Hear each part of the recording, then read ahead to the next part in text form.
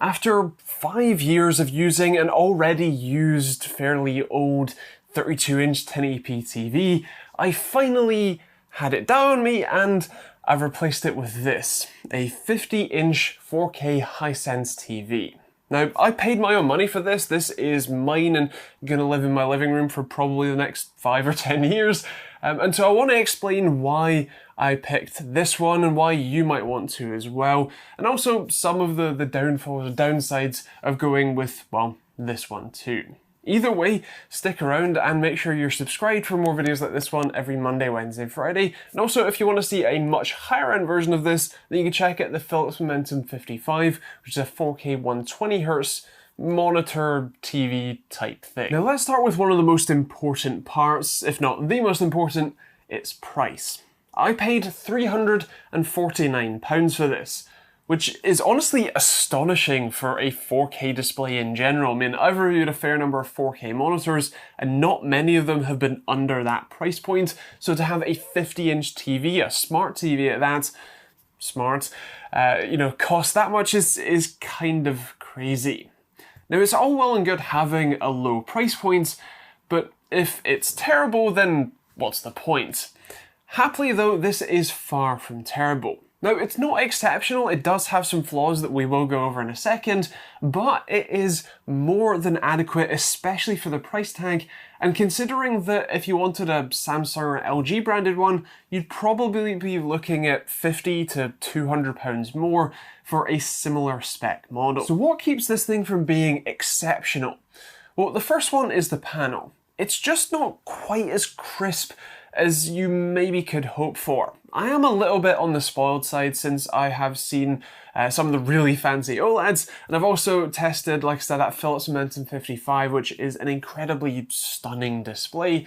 Although, to make it clear, all of those displays are £1,000 or more, so it's hardly a fair comparison. The colours are decent, although it's not quite as vibrant as you might hope for. It is only an 8-bit plus FRC frame rate control panel as opposed to, say, true 10-bit, which means that it only covers 100% of the sRGB spectrum rather than a wider colour space like the DCI-P3 spectrum.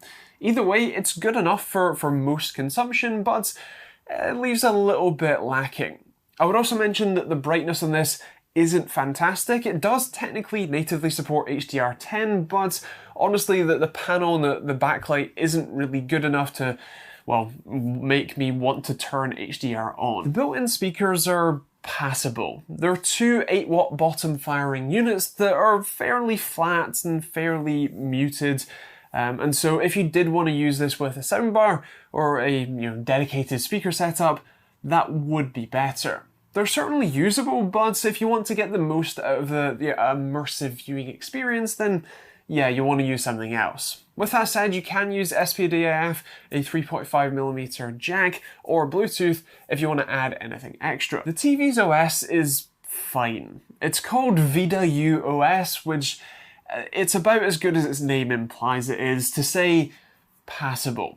It has most of the features you would expect. It's got all of the standard streaming sites like Netflix, it's got Plex, YouTube and everything else, and that works okay, although it's not overly impressive. The menu system that it has doesn't lead to many extra options, and also has a few interesting like denoising features, which I mostly just turn off. It's also not quite as polished as I would like. One thing I noticed is that when you're, say, watching a video on YouTube and then you press the home button on the remote to bring up this, well, home screen, it doesn't pause the content that you're watching, it doesn't suspend the app while you open up this menu. This menu is more of a splash screen that just takes over the display, but whatever app you're running behind it carries on going. What that means is that if you're watching a video on YouTube, it gets to the end and you press home because you want to switch over to Netflix or, I don't know, whatever else, it will autoplay videos in the background, including ads, and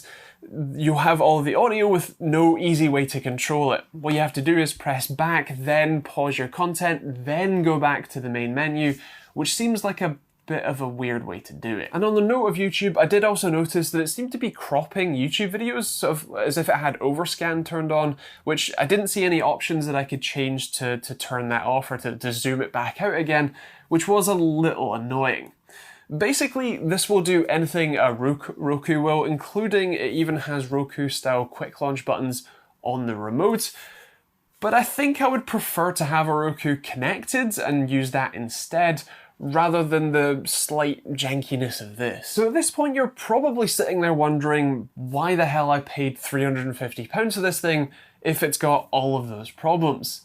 Well, the thing is that the majority of the problems that I've mentioned don't really end up mattering, because when you sit down in front of this thing, stick a film on, it is an incredibly immersive, really nice, enjoyable experience that, I don't really mind. I already have a soundbar that I connect up. It's an Orbit soundbar I reviewed a fair number of years ago now, and so that takes care of the sound issues. And then in terms of the panel, it's plenty good enough for me for content consumption. Even if I'm watching 1080p content, it still looks miles better than my old 32-inch 1080p display anyway, so I am more than happy with the experience of this, and I already have a Roku and Chromecast Ultra, and so I can just use those instead of the built-in OS. And even if I do want to use the built-in OS, it does an okay job. I had a few bugs in Plex where it didn't want to play my Rick and Morty episodes, but there is one nice thing. This doesn't have any ads baked into it, unlike Samsung displays. Now, of course, it wouldn't be a TechTeamGB video without me playing games on it, which of course I did.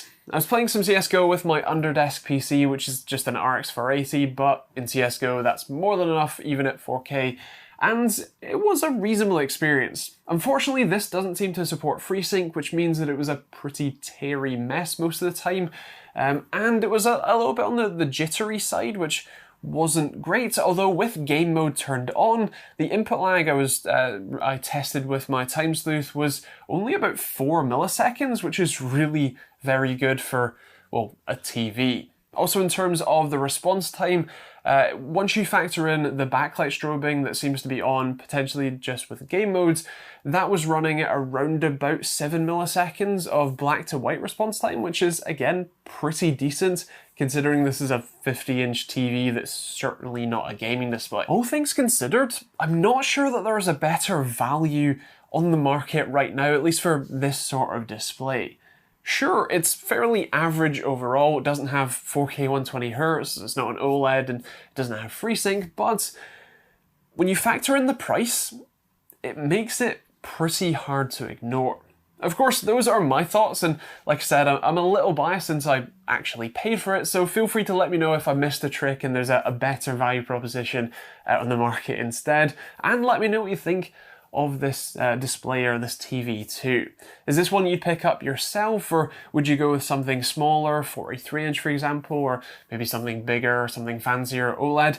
Feel free to let me know in the comments down below. Now, if you want to check out this TV, I'm going to leave a link to the closest one that I can find of this variant around the world, as I have the UK version, and so it will vary. That will be an Amazon affiliate link that will take you to a local Amazon store where you can see pricing when and where you watch this, because it can and does vary. So feel free to check that out. Otherwise, there is going to be a whole load of other links in the description you can check out too. If you're buying from Overclockers UK, feel free to check out that link. If you want to support me directly on Patreon and get cool rewards in doing so, like access to our Moneymen Discord chats or sponsor-free videos, feel free to check that out, or merch or dudes or t-shirts like this one as well.